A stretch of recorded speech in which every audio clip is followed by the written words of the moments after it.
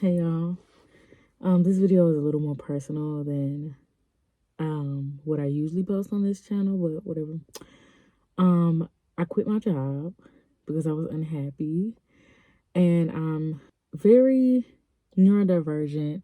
I think I'm autistic too, and I'm one of those people who cannot do things that I don't want to do. I cannot do anything that does not feel good. I cannot fake the funk. I cannot just I'm not a hustler. I'm not a It just does not suit me. And I try and I try and I try because we live in this world that you need money to do anything. And my primary focus in life is emancipating myself from my family. And I need money to do that. So I get these jobs that I hate to save up as much money as possible. And then I reach a breaking point. And it is an everlasting cycle that I'm really sick of, but I'm also just sick of this world. It's not my fault. I can try my best, but also like we have to confront the state of the world, and we have to recognize that these are not suitable living conditions for anyone. And some people make it a lot. I would even say a lot of people make it, but I'm not them. I just cannot suffer. And it also sucks that I'm part of a very small family who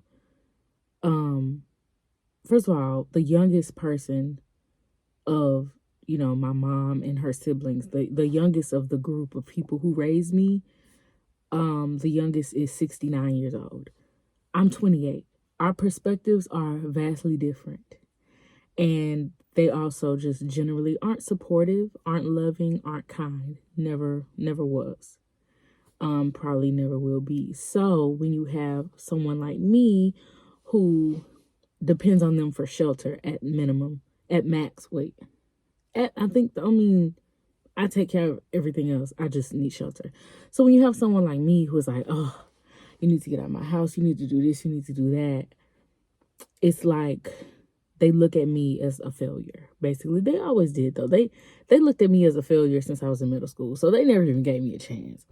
But I think it's interesting because I become an adult who you never believed in me, and now I'm an adult who doesn't have support from the people who raised me and the people who are supposed to love me from jump and just be there for me. So I've had to experience and overcome a lot of things on my own or with chosen family, and so that's a unique experience in itself. But it's just interesting because these people who had no these people who never showed me love and never believed in me have all these big expectations of me as an adult.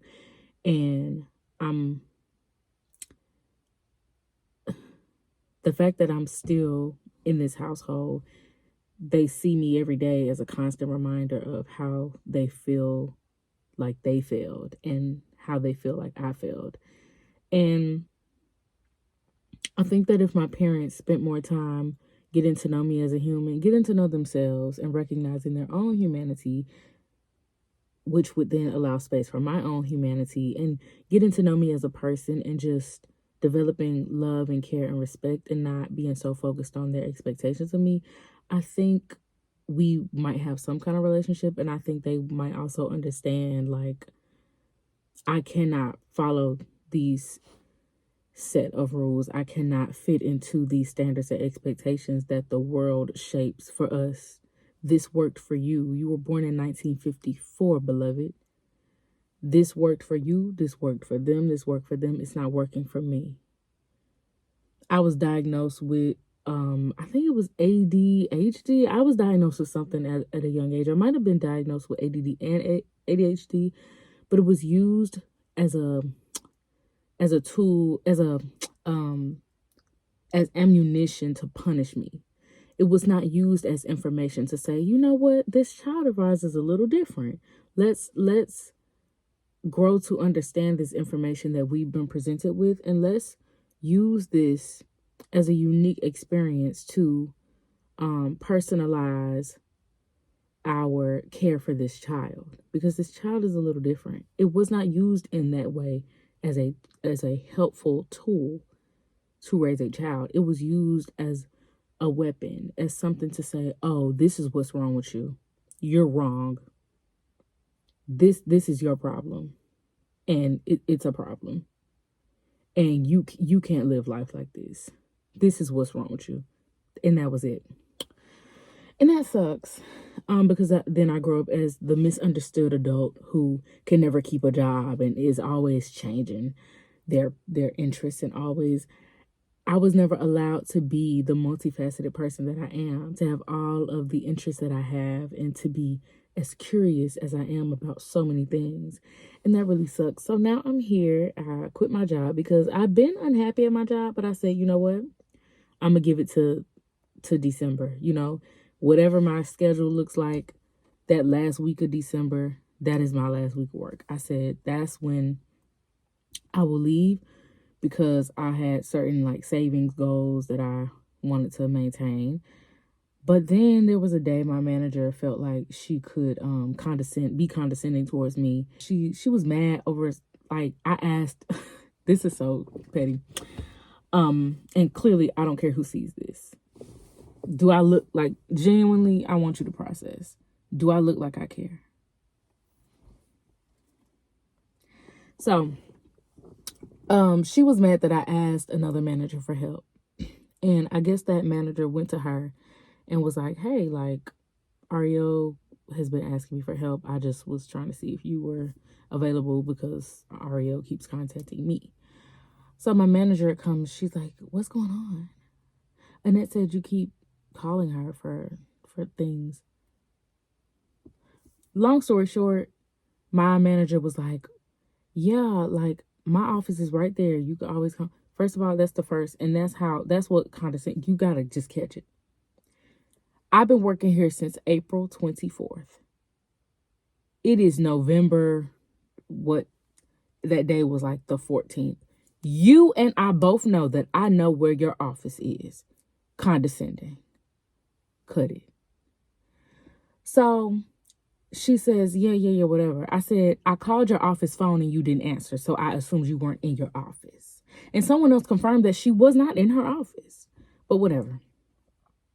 If you're mad that I asked someone else for help because you were not available, that's on you. And then she says, it makes me look bad and it makes you look bad. It does not make me look bad, but it's very telling of your character that you want to throw me under the bus with you because you felt like you had been thrown under the bus when it really was not that deep. Like, I needed help, and I called for help from the first manager that approached me today and said, good morning, let me know if I can help you with anything. She was available immediately. You were not. What's the issue? Y'all are all managers. It does not matter. But anyway, because I said goodbye. One thing about me, and I think they say this about us millennials, like, we never expected job security. We never expected to be homeowners. We never expected stability in life anyway. It's like, we also don't tolerate a lot. Like, it's like,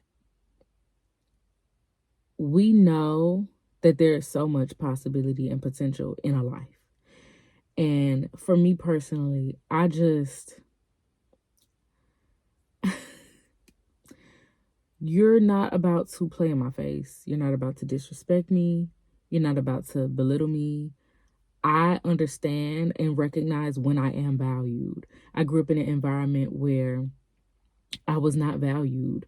I was not important. I did not matter. So all of these things I had to pour into myself. And I know what that feels like when it's honest and true because I gave it to myself.